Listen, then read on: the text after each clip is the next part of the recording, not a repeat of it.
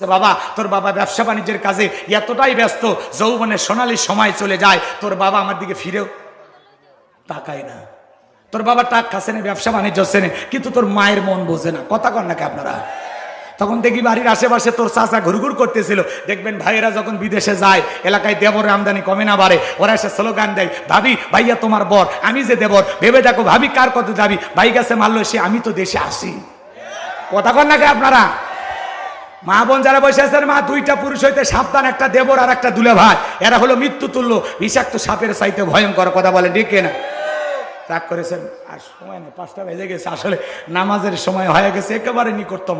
যাই হোক, আর কথা বাড়াতে চাই না। এই ওলীদ বিন মুগীরার মা তখন ডেকে বলতেছে, বাবা আমি শেষ করে দিচ্ছি, 1 মিনিটে, কথা অনেকগুলো আছে কিন্তু পেছানোর সুযোগ নাই। কথা কি বোঝেন না? ওলীদ বিন মুগীরার মা বলতেছে, বাবা তোর বাবা বাড়িতে আসে না, সে যে কেন আসে না কিছু ভালো লাগে না, এবার আসুক, তারে আমি মজা দেখাবো। না নামাজ পড়তে হবে না, আসরের নামাজ আগে। ওরে বাবা, এ মাথা গেছে গো। এক ওয়াক্ত নামাজ এরকম হাজারো মাহফিলতে হবে?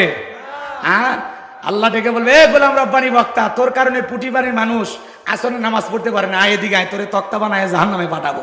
আমার জাহান্নামে যাওয়ার কোনো ইচ্ছা নাই, আপনাদেরকেও নিয়ে যাওয়ার কোনো ইচ্ছা নাই। এই জন্য আসুন, আমরা এখন নামাজের বিরতি যাইতে যাইয়া নামাজ পড়বো। আলোচনা অনেক শোনা যায়, আমলের জন্য 2-1টা কথাই যথেষ্ট। কথা বলেন ঠিক কিনা? যত কথা এই যে 1.5-2 ঘন্টায় বললাম, এখান থেকে একটা কথাও যদি আমল করে, এই মাহফিলকে কবুল করবেন কে? ওঠেন না, থামেন।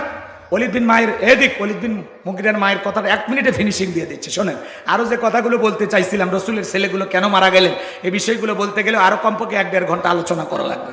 এটা আসলে রাতের বেলায় মাহফিল হলে 2-2.5 ঘন্টা 3 ঘন্টা মিলানো যায়, কিন্তু দিনের বেলা একটু তাড়াহুড়ো হয়ে যায়, তাই না? তো যাই হোক, এদিক খেয়াল করেন, যতটুকু শুনেছি ততটুকু আমল করব। এখান থেকে কি এমন মানুষ আছেন আজ থেকে 5 ওয়াক্ত নামাজ ছাড়বেন, এরকম 2-1 জন মানুষ কি আছেন নিজেকে পরিবর্তন করবেন? হাত তোলেন তো দেখি, কারা কারা 5 ওয়াক্ত নামাজ ছাড়বেন না? এই যে আলহামদুলিল্লাহ, এই যে মানুষগুলো ওয়াদা দিয়েছেন আজকের মাহফিল সফল, তারা যদি নামাজি হয় আজকের মাহফিল সফল। কথা কন ঠিক কিনা? হাত নামান। একজন যুবক কি পাওয়া যাবে? 2-1 যুবক যে আজকের মাহফিল থেকে ওয়াদা দিবেন জীবনে আর এই রসুলের সুন্নত দাড়ি কাটবেন না। তালেবান নেতারা বলতেছে, সাংবাদিকেরা সংবাদ সংগ্রহ করতে গেছে, তখন বলতেছে, শোনো, ছবি তোলা পাপ, এত ছবি না তুইলা মিডিয়াতে প্রচার না কইরা তোমরা মুখে দাড়ি রাখো। কই ছবি তোলা পাপ, দাড়ি কাটা, কথা কনা, দাড়ি কাটা পাপ। এই জন্য সাংবাদিককে তালেবান নেতারা বলতেছে, তোমরা মুখে দাড়ি রাখো। আল্লাহু আকবার বলেন। আজকে আফগানিস্তান পৃথিবীর উন্নত রাষ্ট্রে পরিণত হয়ে গেছে। পলিথিনের ব্যাগে টাকা নিয়ে যাচ্ছে, টাকা চেনেন না? পলিথিনের ব্যাগে দিনের আলোতে টাকা নিয়ে যাচ্ছে, কেউ চিন্তাই করে না। এই জন্য কোরআন দিয়ে যখন সমাজ পরিচালনা হবে, একটা যুবতী রাত 2টায় হেঁটে যাবে, কোনো যুবক তাকাবে না, বরঞ্চ যা বলবে, বোন তোমার আপন মায়ের পেটের ভাইটা যেমন আমিও তেমন, নিরাপত্তা দিয়ে তোমাকে পৌঁছাইয়া দেব, কেউ ওড়না ধরে টান দেবে না। কথা কোন ঠিক কিনা? এই জন্য কোরআনের সমাজ কায়েম করতে হবে। আমার ভাইয়ের, আমার দেশে পলিথিনের ব্যাগে টাকা নিয়ে ঘোরা তো দূরের কথা, ব্যাংকে টাকা জমা দিতে গেছে, পুলিশ যায় টানিয়ে নিয়ে এসে 20 লাখ টাকা ছিনতাই করেছিল। কথা ডেকে না? এই জন্য তালেবানদেরকে দেখে পৃথিবীর জালেমেরা ঈর্ষা করেছিল, হিংসা করেছিল। আজকে তালেবানেরা ক্ষমতায় আইসা যেই জমিনগুলোতে আফগানিস্তানে আফিম হিরোইন চাষ হচ্ছিল, সেখানে ডালিমের বাগান বানাইছে, বেদানার বাগান বানাইছে, এবং পৃথিবীর উন্নত রাষ্ট্রে পরিণত হয়েছে। বলেন আল্লাহু আকবার। এই জন্য কোরআন দিয়া সমাজ রাষ্ট্র যখন পরিচালনা হবেন, সমাজ তখন এগিয়ে যাবে। কথা কোন ঠিক কিনা? আমার ভাইয়েরা, শেষ কথাটা বলে দিয়ে যায়। তাহলে 2-1 যুবক কি দাড়ি রাখার মতো কেউ আছেন যে হুজুর? না, যারা দাড়ি রেখেছেন তারা না, যারা দাড়ি রাখবেন আজকের মাহফিল থেকে এই গুনাহগারের কথায় ওয়াদা দেন যে হুজুর আমি কথা দিলাম আজ থেকে দাড়ি রাখবো ইনশাআল্লাহ, আর কোনোদিনে দাড়ি কাটবো না। কোন যুবক? শোনা, হাত তোলো না মা। বাবা হাত তোলো রে। দাড়ি রাখবা তোমরা? রাখবা তো ইনশাআল্লাহ? কে রে বাবা? ভাতিজা তোরা ভালো হবো না? ও ভাতিজারা, আহো ভাতিজা আহো, তোরা ভালো হলি না, দাড়ি রাখবি না, হাতটা তোলবা, তোল। দোয়া করে আল্লাহ যেন তোদের ভাগ্যে সুন্দরী বউ জোটায় দেয়।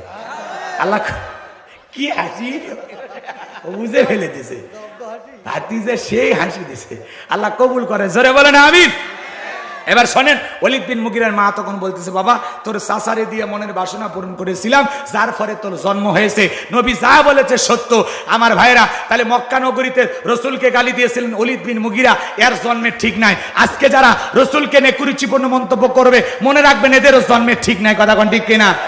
কেউ যদি আমার বাপকে গালি দেয় সহ্য করব, মাকে গালি দেয় সহ্য করব, আমার দলকে গালি দেয় সহ্য করব, কিন্তু বিশ্ব নবী হলেন আমাদের কলিজার টুকরা নবী।